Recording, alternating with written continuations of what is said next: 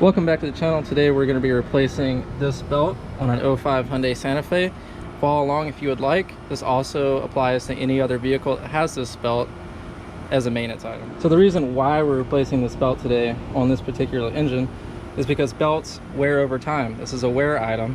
When these belts wear, they can eventually break, leading to major engine failure. And it's cheaper to replace this belt at $23 than replace this whole engine at $2,000.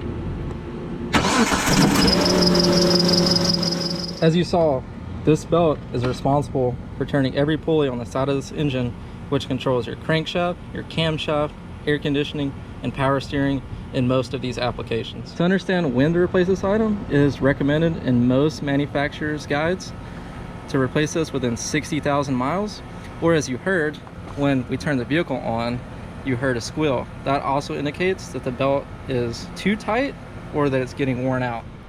Everything you need to do this repair is one 3/8 drive ratchet, your belt from your local parts store, and your owner's guide manual explaining how to route the belt once it's installed. You can do this repair with only buying this item, which is $23, and this saves you over $300 to $600 going to a local shop to do this. To remove the belt, all you're going to need is your 3/8 ratchet. Make sure that the ratchet is in the on position to relieve tension on the belt. So you're going to line the end of this ratchet with a tensioner.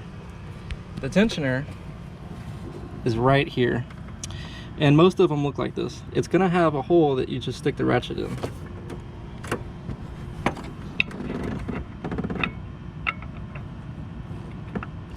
Once you get your ratchet in, make sure you have enough leverage and just push down on it.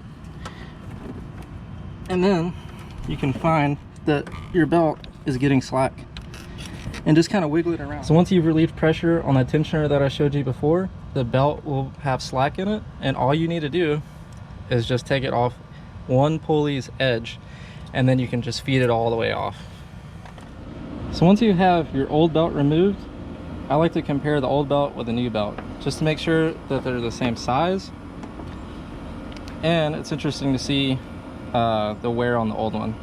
So as you can see on the side, it's torn right here in multiple places.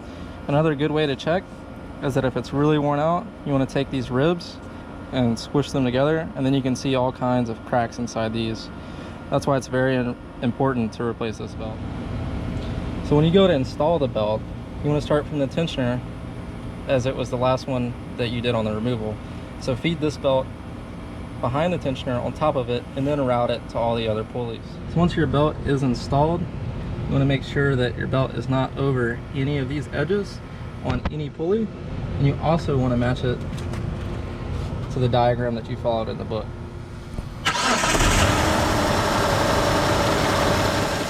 So as you saw, we just installed the brand new belt on this interference engine.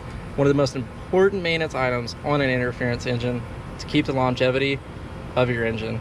And we only did that with one ratchet. And as you saw, this is one easy way to do this at home and save you hundreds of dollars.